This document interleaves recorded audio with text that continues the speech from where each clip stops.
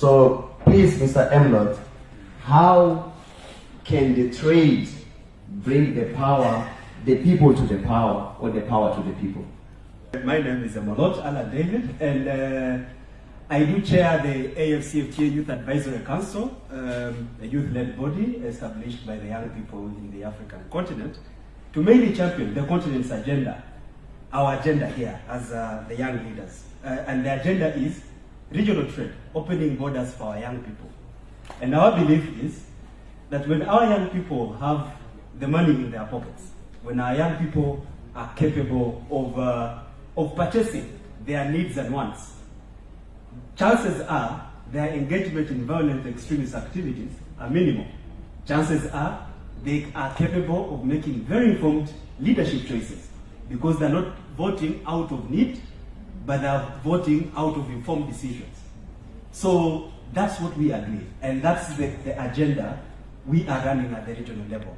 And what is the AfCFTA? The African Continental Free Trade Agreement, just for your know, is an African Union treaty or instrument that is opening up borders for our young people, the millions of our young people, to be able to trade freely from Cape Town to Alexandria in Egypt, from the Gambia to Djibouti in the Far East. So it's an African Union instrument that has been signed by your countries. I've been taking notes here about, we're about 12, 13 countries represented here. And all our presidents have assented, have signed that agreement. And interestingly, most of them, as we speak, have ratified the agreement, meaning the agreement is in force. And who does the agreement target? This agreement targets your demographic, the young people that we are struggling to liberate. I was seated behind listening in the energy that we are introducing ourselves with. And I'm imagining if that energy is also translated to advocate for these instruments our member states have ratified to benefit our people. Because again, I will tell you colleagues, the truth is, you can never lead or have a functioning democracy when the people are poor. When people are poor, there is no functioning democracy. We will be on opposition for over 35 years for as long as people are poor. And what the African Union is doing now is to bridge that gap. The gap we are facing now. That gap is poverty. The AfCFTA has been earmarked to create about 30 million jobs for our demographic, our young people. 30 million jobs to empower them, give them money, put money directly in their pockets. And if it may, the AfCFTA is the only African Union agreement that actually facilitates economic empowerment, direct economic empowerment of our young people by ensuring they trade across the borders for as long as they meet their requirement. And why is this important? Why is this agreement very important to us, the future leaders, to actually not only know, but champion? Why is it important? It's important because it's going to make our work easy. The bigger majority of us here are vying for political seats, or rather are even interested to either be appointed or contest. But the challenge you're going to face is the monetization of politics, which is limiting your capabilities. I've had very brilliant ideas. Most of us are having brilliant, amazing ideas. But if I'm to be honest, with the current challenges our member states, our young people are having, they will not vote for you. Why? They will go and vote for an illiterate or semi-illiterate politician who can give them a bar of soap, sugar, salt, or even just 5,000 Namibian dollars to go and vote. Those are the people they will put to power. And why? Because they are poor. So this discussion of the AfCFTA is very important, and it's the reason as to why it's the only instrument, by the way, that got full backing from every member state. Because our member states know that if this issue is solved, the coups we had in the last year, and last year, will not be there anymore. Because our people will not go to the street, engage in violent extremist activities, because they now are empowered, they have money in their pockets to then be able to make those informed choices. Again, I will repeat, they will not be voting out of need. They will be making informed democratic choices. And this is why the AfCFTA is important. And it's the reason as why we, the leaders, we, the ones who seemingly want to take over power, we, the opposition who are now in power and want to maintain our power, you can only be able to maintain that when you are championing this agreement. And by championing this agreement, it starts with where we are working right now. And where are we working? We are working at national level. The AfCFTA is a member state-led agreement. And it's our governments to champion. So we right now in power, or we who are looking over to be in power, it's now incumbent upon us to ensure that our government enact policies that make the implementation of this agreement very smooth, including what we are talking about. Kenya has shown us, my brother from Kanu is here, Kenya has shown us that it's possible to do a popular movement to reduce the taxes. But we shouldn't be going to the streets. We, the informed one who have access to these parliaments, who have access, I'm hearing comrades working in State House, comrades doing this, we should be able to advise. We should be able to say that our leaders, this is what we need to do to mitigate this. This is what we need. Smooth policies. We are talking now about taxation. We are talking about access to land for our young people. We are now talking about issues to do with favorable opening up of easing the exportation in line with the trade.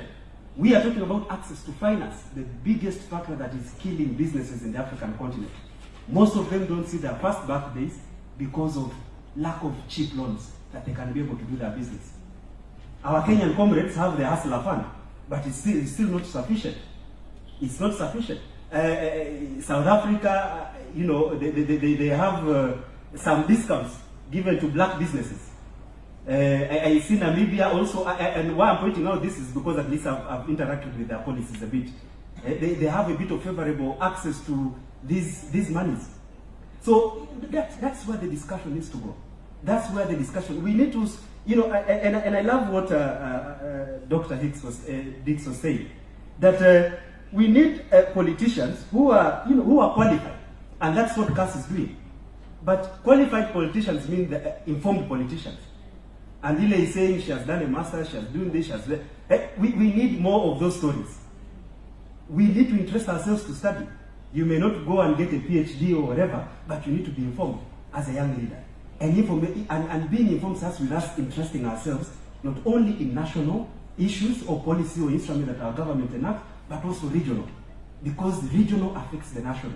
If we are not going to be interested ourselves, believe me, our efforts, we may be good at speaking this big English, but we shall not go anywhere. We will also get into power, we shall still work with the same crooked systems because we don't have the knowledge to amend these systems we have found in place.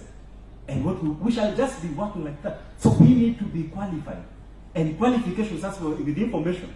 And why I'm giving you all this synopsis and everything is because this all contributes to the democracy.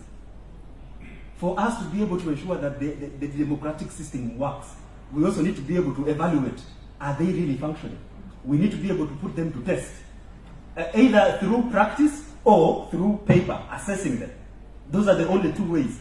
At times practice never really happens. As Andila said, it's good on paper, but not in practice. But some of us even struggle to actually find out if it's indeed good on paper. We just wake up. I was reading something the other day when one of the MPs who voted yes for the finance bill in Kenya says that I was just woken up and I just said yes. I thought my colleague was calling me, and that's how I voted. That's what the member of parliament said.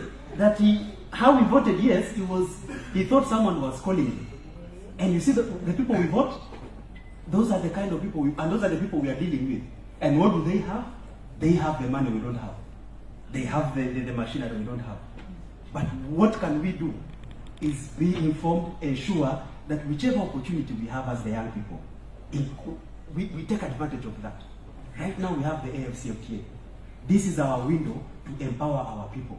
For as long as our people are not begging, for as long as our youth, this biggest demographic we are talking about, for as long as they are not begging, believe me, this movement of the democratic systems that we want will be easily attainable. Easily attainable. Why? money in the pocket first. Pesa kwa mfuko, as the Swahili people say. As long as our people have pesa kwa mfuko, my friends, no one will tell them, you vote for me, I will give you this. You vote, no. They will be like, no, what are you going to offer us? What do you have to say? What is your agenda? I don't know some of us in this room who got into power. If even when Dua appointed you, did you also come with your manifesto and be like, during my term of office, this is what I want to do for Dua. This is how I want to cascade this movement. How many of us, if I will just say by show of hands, came to office? I was hearing that people were struggling for positions. But how many of those came with a manifesto and say, this is my roadmap for the next 2 years?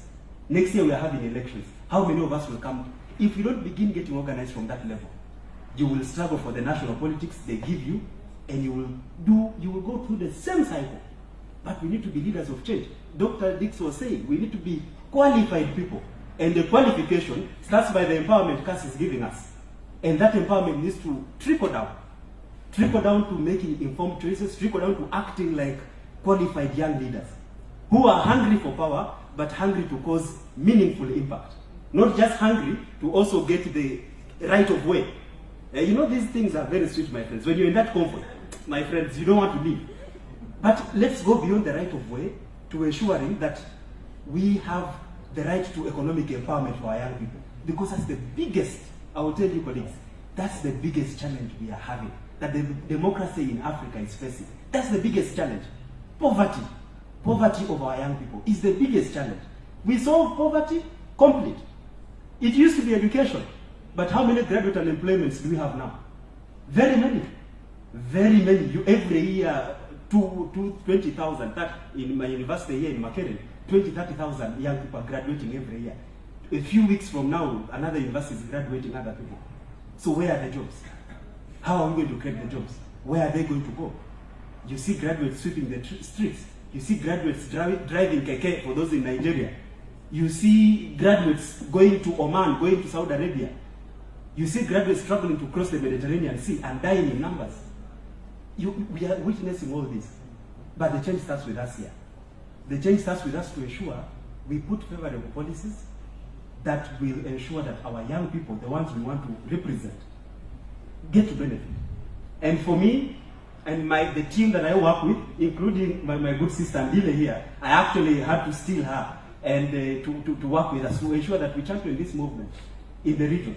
That the more our young people have money in their pockets, the easier, the more opportunities that we are going to have, the more democratic choices we are going to make. And the more the Africa we want, we keep championing. Right now we are championing, of course, Agenda 2060 is the Africa we want. The more we will be able to achieve an aspiration 6 that I love so much, I speak about it every day, says that this continent, the development of this continent will be led by us, the young people. Of course, I'm taking care of the children and the women, but for me, I focus on the young people because that's our demographic. These are the people who are going to ensure that this development is going to happen. The Africa we wanted, the peaceful and prosperous Africa will happen. That is the focus. That's where we should put over 75% in 2063. That's the number. But by that time, even right now as we speak, our working population is bigger than China, bigger than Europe, bigger than America. We have the biggest young working population. But what are we doing to liberate from that demographic dividend? That's where the conversation should go. And that's why, instead of, as we fight for these positions, which is very good, I love people who come up and fight for these positions, we should fight for them, but come to the table with the agendas that are youth-focused. Agendas that are aimed to ensure we liberate our people economically. The AfCFTA doesn't require a degree. All it requires that young person to have a product, be it a soft pin, be it tea, be it a paper, for as long as it's a product that qualifies to meet the marketing chart, and the young person is from Cameroon, they should be able to trade. For as long as that's all, that is what this agenda is doing. That's what the African Union is doing for us. And that's where the conversation should go. But beyond that, comrades, it will be efforts. We shall be opposition and opposition and opposition. Asante.